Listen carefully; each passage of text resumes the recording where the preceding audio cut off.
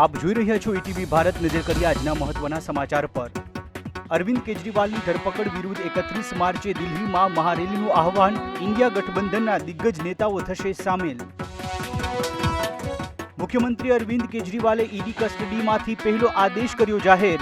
જળમંત્રી આતિશીએ કહ્યું કે સીએમએ પાણીની સમસ્યાનો સામનો કરી રહેલા વિસ્તારોમાં પાણી આપવાનું કહ્યું.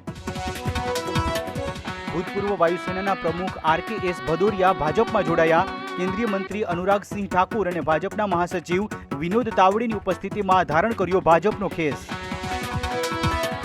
વારાણસી લોકસભા બેઠક પર પ્રધાનમંત્રી મોદી સામે કોંગ્રેસે અજય રાયને ઉતાર્યા મેદાને.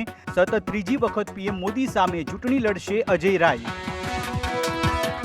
શ્રીનગરમાં સુરક્ષા દળોએ જૈશના આતંકી મોડ્યુલનો કર્યો પર્દાફાશ. સુરક્ષા દળોએ ઘાતક હથિયારો સાથે 4 લોકોની કરી ધરપકડ. મોસ્કોના ક્રુક્સ સિટી હોલમાં આતંકી હુમલામાં મોતને ભેટેલા લોકોની સંખ્યા વધીને 133 થઈ. લોકોએ કેન્ડલ માર્ચ યોજીને મૃતકોને આપી શ્રદ્ધાંજલિ. રાજકોટના આટકોટ પાસેથી રૂરલ SOGની ટીમે નશાયુક્ત સિરપની 2400 બોટલ ભરેલી કાર ઝડપી. રૂપિયા 4.69 લાખના મુદ્દામાલ સાથે એક શખ્સની કરી ધરપકડ. રાજકોટના ગોંડલમાં મહેસાણાના પ્રેમી પંખીડાએ 2 વર્ષના બાળક સાથે કર્યો આપઘાત. છેલ્લો ફોટો સ્ટેટસમાં મૂકીને તળાવમાં કૂદીને જીવન ટૂંકાવ્યું. આજે ફાગણી પૂનમ. ડાકોરમાં રાજા રણછોડરાયના દર્શન કરવા માટે શ્રદ્ધાળુઓનું ઘોડાપુર ઉમટ્યું. ડાકોરમાં ફાગણી મેળાનો પણ થયો પ્રારંભ.